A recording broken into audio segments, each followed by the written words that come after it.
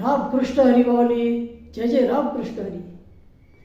माऊली, आज संत शिरोमणी तुकाराम महाराजांचा एक अभंग आपण चर्चेसाठी घेतलेला आहे. अभंग असा आहे पहा. पोटी जन्मती रोग, तरी का भरावे आप्तवर्ग. राहिली वसती औषधी, तरी का भराव्या निपराधी. तैसे शरीराचे नाते, तुका म्हणे सर्व आपते. तैसे शरीराचे नाते, तुका म्हणे सर्व आपते. असा हा अतिशय सुंदर असा अभंग आहे माऊली. यामध्ये महाराजांनी व्यवहार आणि अध्यात्म याची सांगड घातलेली आहे. काय म्हणतात महाराज पहिल्या चरणामध्ये पाहूया. पोटी जन्मती रोग, तरी का म्हणावे आप्तवर्ग. रोग आपल्या शरीराला होतात. आता हे रोग म्हणजे काय, तर रोग म्हणजे काय समजण्यासाठी आपल्याला आरोग्य कशाला म्हणायचं हे पाहावं लागेल. आता आरोग्य म्हणजे काय, तर व्यक्तीची किंवा जीवाची शारीरिक, मानसिक आणि सामाजिक,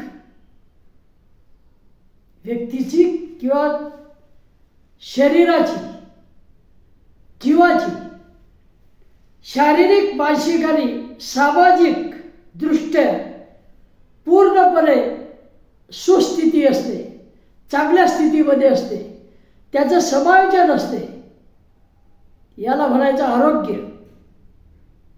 केवळ रोग नाही कोणताच म्हणजे आरोग्य नाही म्हणता येणार. रोग कोणताच नाही, परंतु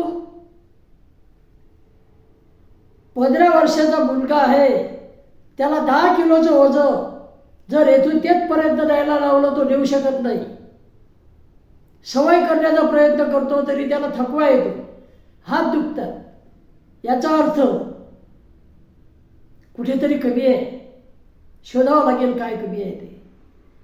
कधी कधी रोग अजिबातही नसतो, परंतु आवश्यकतेपेक्षा खूप जास्त वजन असते, लठ्ठपणा, तो एक आजारच आहे. आता तेव्हा रोग नसणं म्हणजे आरोग्य नाही, तर सर्व सुस्थितीमध्ये असतं, सुस्थितीमध्ये असतं. आणि मग रोग कशाला म्हणायचं, तर आरोग्याच्या विरुद्ध रोग. अशी स्थिती ज्यामुळे आरोग्य बिघडते, मग ते शारीरिक असेल, मानसिक असेल किंवा सामाजिक असेल. सामाजिक आरोग्य बिघडलं शरीरावर परिणाम होतोच, मानसिक आरोग्य बिघडलं त्यामुळे शरीरावर परिणाम होतो. तेव्हा रोग हा कोणताही असो, तो उपचार करणं त्याच्यावर गरज असतेच. आणि रोग हे आपल्या शरीराला होतात. आता इथे शारीरिक आणि मानसिक रोगांच्या बाबतीत महाराजांनी म्हटलेलं आहे. रोग कोणाला होतात, तर आपल्या पोटामध्ये जन्म घेतात, त्याचा अर्थ आपल्या शरीरालाच होतात. मग आपल्या शरीराला होतात म्हणून का आपले म्हणायचं का. आपण नातेवाईक म्हणतो का रोगांना, त्यांना हुसकून लावण्याचा प्रयत्न करतो, रोगातून बरं होण्याचा प्रयत्न करतो. रोग अनेक प्रकारचे. उदाहरणार्थ काही संसर्गजन्य असतात, एकापासून दुसऱ्याला होतात. सर्दी, फ्लू, कोविड, TB वगैरे सारखे, मलेरिया, एड्स वगैरे एकापासून दुसऱ्याला होतात वेगवेगळ्या मार्गाने. त्यानंतर काही असंसर्गजन्य आहे, म्हणजे अगदी त्या व्यक्तीच्या ताटामध्ये तुम्ही जेवले तरी रोग होणार नाही. असे रोग कोणते, तर मधुमेह, डायबिटीस एका दुसऱ्याला कधीच होणार नाही. त्यानंतर कर्करोग, कॅन्सर हाही एखादा दुसऱ्याला होणार नाही, काही फरक पडणार नाही. हृदय संबंधित रोग, हृदयाचे रोग. त्यानंतर रक्तदाब हाही एकापासून दुसऱ्याला होत नाही, ज्याचा त्यालाच राहतो, तो असंसर्गजन्य रोग आहे. काही अनुवंशिक असतात भावली. अनुवंशिक, अनुवंशिक म्हणजे आई वडिलांकडून मुलाला मिळालेलं असते ते. किप सोबत हेही पॅकेज येऊन जाते कधी कधी. अनुवंशिक रोग हे काही वेळा पुढच्या पिढीमध्ये संक्रमित होतात, ते अनुवंशिक रोग. त्यानंतर काही अन्न घटकांच्या म्हणा, काही पोषण तत्वाच्या म्हणा कमतरतेमुळे रोग होतात. उदाहरण द्यायचं झालं तर ॲनेमिया लोहाच्या कमतरतेमुळे होतो. स्कर्वी क जीवनसत्वाच्या कमतरतेमुळे होतो. रातआंधळपणा हे मुळे होतो. माहिती आहे तुम्हाला हे सर्व, हे कमतरतेमुळे होतो. तर काही अति जास्त पोषणामुळे होतात. अति जास्त पोषणामुळे लठ्ठपणा येऊ शकतो, हृदयाचे रोग होऊ शकतात. काही जीवनशैलीशी संबंधित असतात, बैठे काम करणारे लोक, हालचाली एकदम कमी, त्यांना लठ्ठपणा येऊ शकतो, मधुमेह होऊ शकतो. हे जीवनशैलीशी संबंधित आजार. काहींना जर एखाद्या जिनिंगमध्ये काम करावं लागत असेल किंवा कोयल्याच्या खाणीमध्ये काम करावं लागत असेल, मास्क वगैरे लावला जात नसेल, तर ते व्यवसायजन्य रोग, फुफ्फुसाचे आजार त्या व्यक्तीला होऊ शकतात. तेव्हा ते व्यवसायजन्य रोग. एक रोग तर असा ऑटो इम्युन. इम्युन म्हणजे प्रतिकारशक्ती, इम्युनिटी. आता इम्युनिटी काय असते? ऐका माऊली, महाराजांनी आपल्याला ज्या अर्थी रोगाबद्दल म्हटलं त्या अर्थी आपल्याला जाणून घेणं आवश्यक आहे, माहिती असावं प्रत्येकाला. इम्युनिटी म्हणजे रोगापासून मिळणारी प्रतिकार क्षमता, प्रत्येकामध्ये ती असते. आपल्या शरीरात रोगजंतू गेल्यानंतर त्या रोगजंतूला नष्ट करणारी एक यंत्रणा आपल्या शरीरामध्ये असते, WBC, पांढऱ्या पेशी, सैनिक पेशी त्यांना म्हणतो आपण. त्या काय करतात? तर रोगजंतूंवर हल्ला करतात. त्यांनी प्रवेश केल्यानंतर त्या कुठूनही प्रवेश करू द्या. परंतु त्याची संख्या कधी कधी एवढी जास्त असते की तो रोग आपल्याला होतोच. मग आपण औषधं घेतो.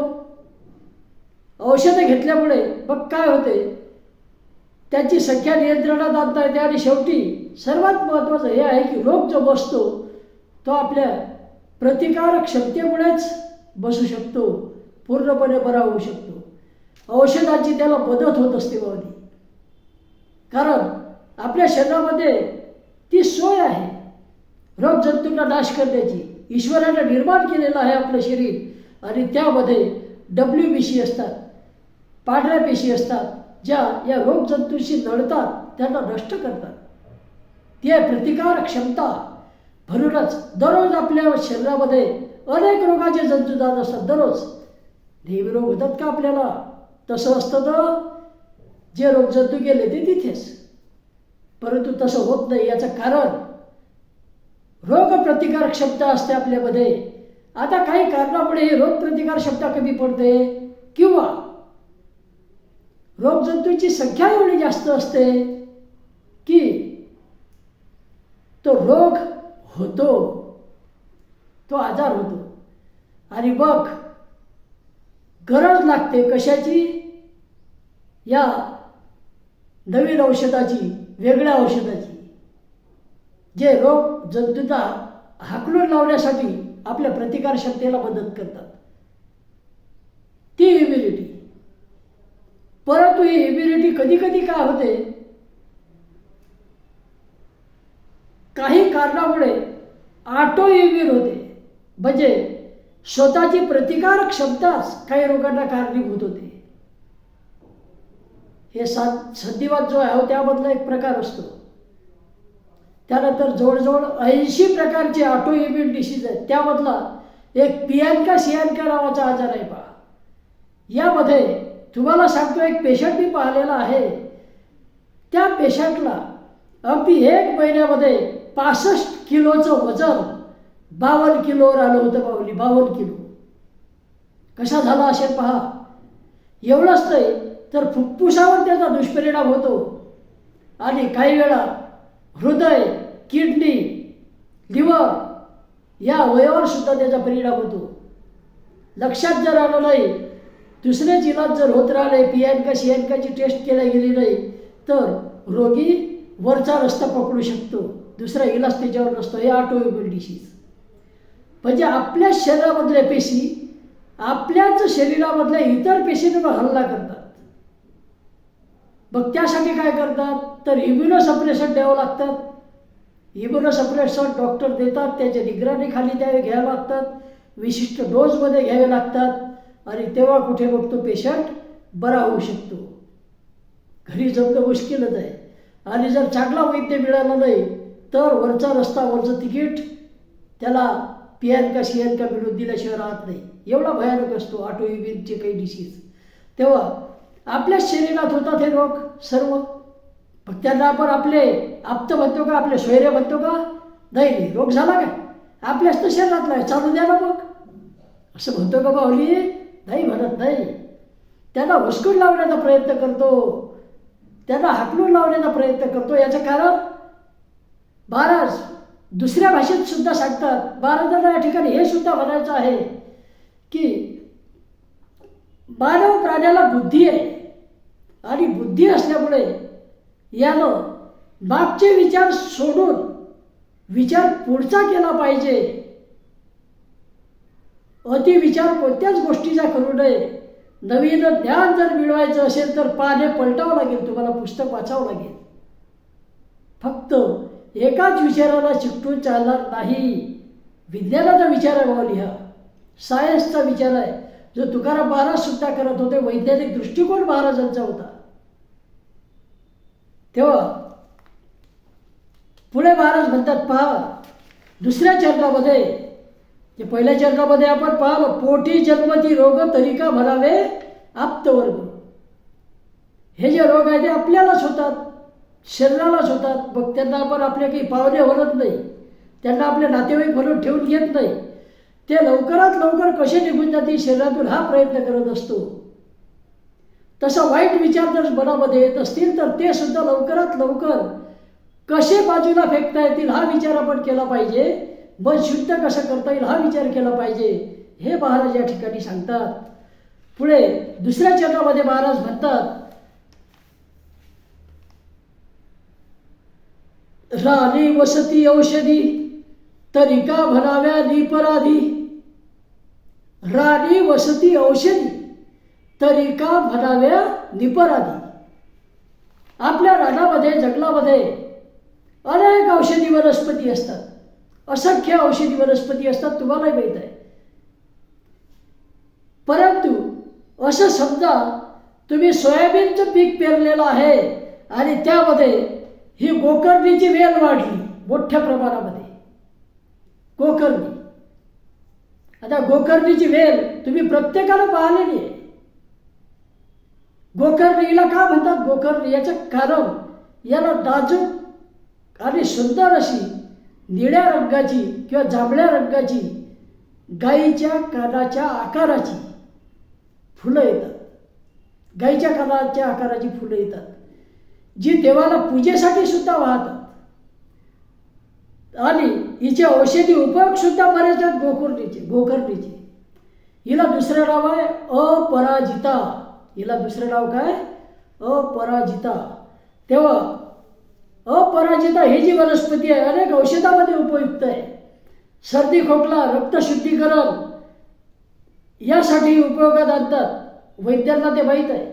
त्यानंतर निळ्या फुलांपासून ब्ल्यू टी जो आरोग्यवर्धक समजला जातो आणि वैद्य वेगवेगळ्या आजारामध्ये त्याचा उपयोग करतात, जो फुलांपासून बनवला जातो ब्ल्यू टी या गोकर्णीच्या फुलांचा.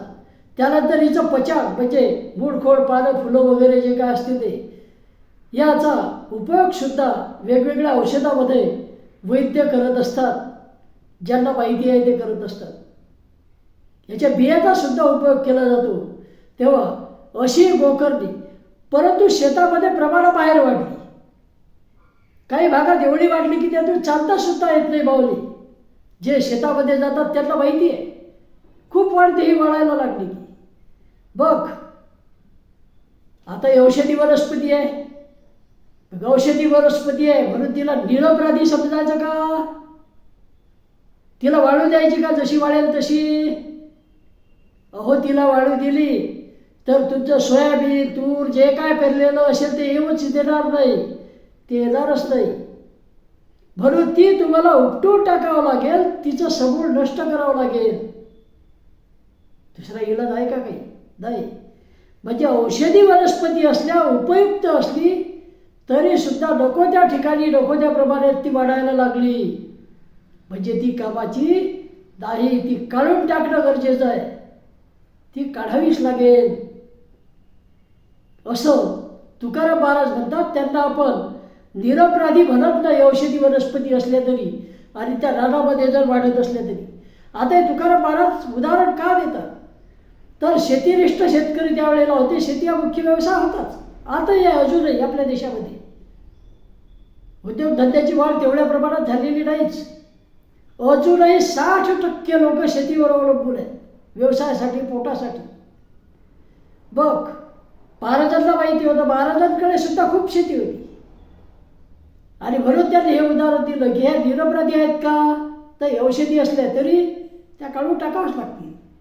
तसं नवीन चांगला विचार जर तुम्हाला ग्रहण करायचा असेल तर तुमच्याजवळ जे आहे ते चांगलं आहे, त्याच्यापेक्षा चांगलं मिळवायचं असेल तर हे चांगलं आहे ते बाजूला ठेवावं लागेल की नाही. त्याशिवाय तुम्हाला नवीन ग्रहण करता येईल का, नाही करता येणार. नवीन ग्रहण तुम्ही करूच शकणार नाही, कारण जागा तर पाहिजे. त्या असा सुंदर विचार महाराजांनी दिलेला आहे माऊली. म्हणजे चांगलं असेल तर चांगलं मिळवण्याचा प्रयत्न आपल्याला करावा लागतो. चांगलं आपण मिळवतो आणि त्यासाठी जे थोडंसं चांगलं असते ते आपल्याला सोडून द्यावं लागते आणि त्यापेक्षा जास्त चांगलं जेव्हा आपल्याला मिळते ते जास्त चांगलं आपण ग्रहण करू शकतो. मागचं सोडलंच नाही आणि जमा करत राहिलो. उदाहरणार्थ छोटंसं उदाहरण देतो. 2 कपाटं तुमच्याकडे आहेत आणि पसंत आले ते ड्रेस घेत राहिले. काही ड्रेस असे आहेत की त्याला 10 वर्ष झाले, 15 वर्ष झाले त्या कपाटातच पडून आहेत. त्या घड्या मारलेल्या आहेत, ते फाटून राहिले. कपाटात जागा नाही, नवीन ड्रेस घेणं सुरूच आहे.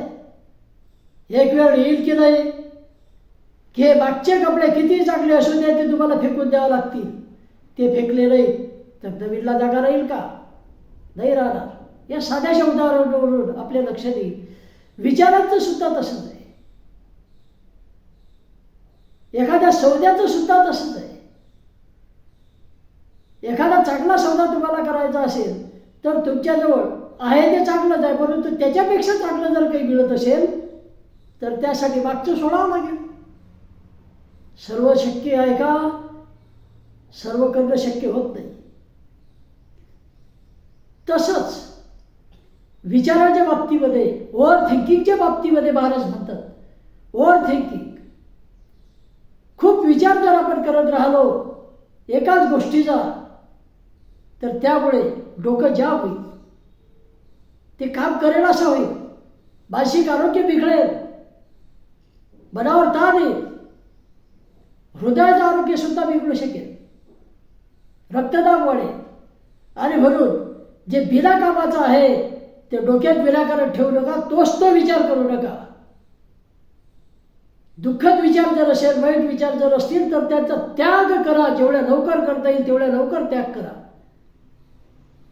आणि नवीन विचार ग्रहण करा, चांगले विचार ग्रहण करा. बी पॉझिटिव्ह, हे महाराजांना या ठिकाणी सांगायचं आहे. कधी कधी चांगलं वाटते, चांगले विचारही असतात, परंतु त्यापेक्षा चांगले विचार ग्रहण करणं महत्त्वाचं असते. म्हणून अतिविचार नको एकाच गोष्टीचा, हे महाराजांना या ठिकाणी सांगायचं आहे. तेव्हा रानामध्ये अनेक प्रकारच्या औषधी वनस्पती असतात. आता या हराळचं उदाहरण माहिती आहे तुम्हाला. दाहशामक आहे हराळ, दुर्वा. याचा रस जर घेतला तर प्रतिकारक क्षमता वाढते. त्यानंतर दाह शमतो. ह्या दुर्वा अतिशय गुणी औषध आहे, अनेक विकारावरती चालते, रक्तशुद्धीकरणामध्येही चालते. तेव्हा अशी दुर्वा बहुगुणी आहे. परंतु शेतात दुर्वा वाढल्या काय करतो आपण, मिरा 71 फवारून टाकतो. फवारतो का नाही? मिरा 71 फवारलं की दुर्वा दिये. नाहीतर आपण म्हटलं नाही औषधी वनस्पती आहे, कामात येतात, राहू दे असं म्हणतो का? नाही, पिकाच्या जागेवर जर वाढलं तर पीक येऊ देत नाहीत. म्हणून त्या जाळून टाकणं, काढून टाकणं आवश्यक असते. म्हणजे काही गोष्टी चांगल्या जरी असल्या तरी त्या मोठ्या प्रमाणावर आल्या, नको त्या ठिकाणी वाढल्या तर त्या दूर करणं आवश्यक असते माऊली, हे महाराज या ठिकाणी म्हणतात. पुढे 3ऱ्या चरणामध्ये काय म्हणतात पहा. 3ऱ्या चरणामध्ये महाराज म्हणतात, तैसे शरीराचे नाते तुका भरे सर्व आपते. तसंच मानवी शरीराचं आणि आपलं म्हणजे कोणाचं, आता मानवी शरीर, आता मानवी शरीर म्हणजे आपणच म्हणतो आपल्याला, परंतु महाराजांना ते नाही म्हणायचं. महाराजांना म्हणायचं आहे तसंच मानवी शरीराचं आणि आत्म्याचं नातं आहे. आत्मा, चेतना जीवात्मा, चेतना क्षमता, हे जे शरीर आहे कोठपर्यंत काम करते? जोपर्यंत त्यामध्ये आत्मा आहे तोपर्यंत. एक वेळा आत्माराम गेला की हे शरीराचं काय होतंय? मढ होते, मढ. आणि किती जवळचे असू द्या, किती वेळ आहे म्हणतात, लवकर आटपा. होते का नाही होत? नक्कीच होते. तेव्हा बाहुली भारताला हे म्हणायचं आहे की शरीराचं आणि आत्म्याचं नातं सुद्धा तसंच आहे. जोपर्यंत आत्मा शरीरामध्ये आहे तोपर्यंत हे माझं, ते माझं, त्यातल्या त्यात हे शरीर माझं आपण म्हणत असतो. शरीराचं आणि आत्म्याचं नातं तसं आहे, अतूट असं नातं आहे. आणि शरीराचे अवयव, त्याच्या क्षमता, हे सर्व आत्ता आहे तसं आत्म्याला वाटते आणि आपल्यालाही वाटते. सर्व क्षमता, बुद्धिमत्ता असेल, बाकीच्या क्षमता ज्या काय असतील, मानसिक क्षमता, त्या सुद्धा, हे सर्व आपलं आपलं वाटते. परंतु जेव्हा आत्मा निघून जातो तेव्हा काहीही त्यामध्ये राहत नाही. आत्म्याचं आणि शरीराचं नातं सुद्धा तसंच आहे. अतूट असलं तरी आत्मा आहे, जीवात्मा आहे किंवा चेतना आहे तोपर्यंत शरीराचं नातं आहे. कोणाचं? शरीराचं आणि आत्म्याचं नातं आहे. एक वेळा आत्मा बाजूला झाला, शरीर राहत नाही, ते कुजायला सुरुवात होते, लगेच कुजायला सुरुवात होते आत्मा निघून जाता बरोबर. एक अवयव, काही अवयव फक्त म्हणजे खूप झपाट्यानं कुसतात आणि काही अवयव उशिरापर्यंत राहतात शिल्लक, परंतु कुसतात सर्वच. ते पंचमहाभूतांनी बनलेला देह पंचमहाभूतामध्ये विलीन व्हायला वेळ लागत नाही, पंचमहाभूतांमध्ये विलीन होतो. असं शरीराचं आणि आत्म्याचं नातं आहे. आणि जेव्हा जीवाशिवाचं मिलन होते तेव्हा दुजाभाव राहत नाही.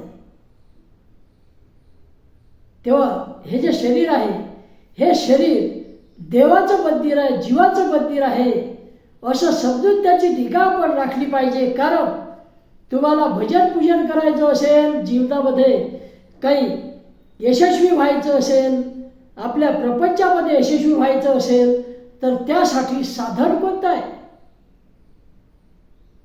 हे शरीर आहे बावडी. शरीराची हेळसाळ करून चालत नाही, शरीराची काळजी घ्यायचीच. मग त्यासाठी जे जे करणं आवश्यक आहे ते करा. शारीरिक आरोग्यासाठी व्यायाम करा, संतुलित आहार घ्या. मानसिक आरोग्य चांगलं राहावं म्हणून दररोज निदान 5 मिनिटं तरी ध्यान करा, मेडिटेशन करा. ध्यान, मेडिटेशन कोणत्याही धर्माचे असा, प्रत्येक धर्मामध्ये ध्यानाला महत्त्व आहे. ध्यान, मेडिटेशन, मन एकाग्र करणे. आता बसल्याबरोबर काही मन एकाग्र नसते होत. बसा, 10 मिनिटं बसलेत त्यातले 2 मिनिटं तुमचं एकाग्र होईल. बाकी खूप विचार सुरू असतात प्रचंड. शांत मनानं, मनाशी संवाद चाललेला असतो शांत मनानं. एका ठिकाणी तुम्ही बसलेले असता, परंतु आपलं मन मात्र खूप दूर भटकून येते, खूप पुढे जाऊन येते. आणि त्यामध्ये मग एखादा मिनिट, कधी 2 मिनिट असे येतात की त्या 1-2 मिनिटामध्ये सर्व स्तब्ध होते, सर्व विचार थांबतात, ध्यानाची अवस्था प्राप्त होते. तेवढी भरपूर आहे. परंतु बसा, बघ, तुमच्या इष्टदेवतेचं चिंतन करा. मन एकाग्र होण्यासाठी, म्हणजे लवकर एकाग्र होते. निदान त्यावर तरी राहते स्थिर की आपण देवाची म्हणजे काय नाव घेऊन राहिलो, नामस्मरण करून राहिलो. आणि याला होते काय, तर तुमच्या मानसिक क्षमता वाढतात, मन शांत राहते. त्यानंतर मानसिक क्षमता, स्मरणशक्ती असेल, त्यानंतर एकाग्रता, ह्या क्षमता वाढतात. आणि कोणतंही कार्य करायचं असलं तर तुमचा फोकस वाढतो, तुमची एकाग्रता वाढते. ते कार्य तुम्ही मन लावून करू शकता आणि कोणत्याही प्रसंगामध्ये विचलित होत नाही. एक वेळा या मेडिटेशनची सवय लावली की आपलं मन शांत राहते. आणि मन शांत असलं म्हणजे बघ शरीराचं आरोग्य सुद्धा चांगलं राहते, हृदयाचं आरोग्य चांगलं राहते. तेव्हा बावली हे करायला महाराज सांगतात. याचं कारण महाराज या शेवटच्या चरणामध्ये म्हणतात, तुका भले तसे शरीराचे नाते तुका भले सर्व आपते. शरीराचं आणि आत्म्याचं नातं हे असं आहे, अतूट आहे. आत्मा म्हणतो की हे माझं शरीर आहे, शरीर म्हणजे बीज आहे, हे असा आत्मा म्हणतो काही वेळ. परंतु जेव्हा तो निघून जातो तेव्हा शरीर राहते, चेतना निघून जाते आणि चेतना गेली की बढ होते. म्हणजे शरीरही कामाचं आहे आणि शरीर कामात राहिलं पाहिजे, म्हणून तंदुरुस्त असणं आवश्यक आहे. शरीरानं मनानं तंदुरुस्त राहा हे सुद्धा महाराजांनी या ठिकाणी सांगितलं. कारण शरीर हे देवाचं मंदिर आहे, आत्म्याचं मंदिर आहे. शरीर चांगलं तर मन चांगलं, आणि मन चांगलं असेल तर आपलं कृती चांगली होते. त्यानंतर जीवनामध्ये वेगवेगळे कार्य आपण व्यवस्थितपणे पार पाडू शकतो. असा हा अतिशय सुंदरसा अभंग आहे. महाराज यामध्ये अजून सांगतात की जसं रोग आपल्या शरीरात जन्म घेतात तरी त्यांना आपण आपले नातेवाईक म्हणत नाही. रानामध्ये औषधी वनस्पती असतात तरी त्या काही अपराधी नाही आहेत, निरपराधी नाही आहेत. म्हणजे त्या आपण काही जपून ठेवत नाही, त्या आपण काढूनच टाकतो, कारण त्या नको तिथे मोठ्या प्रमाणात वाढलेले असतात. तसंच शरीराचं नातं आहे, आत्मा आणि शरीराचं नातं आहे, हे लक्षात घ्या. हे महाराजांना या ठिकाणी म्हणायचं आहे. परत एकदा हा अभंग पाहूया. पोटी जन्मती रोग तरी का म्हणावे आप्तवर्ग, राणी वसती औषधी तरी का म्हणाव्या निपराधी, तैसे शरीराचे नाते तुका भले सर्व आपते, तुका भले सर्व आपते.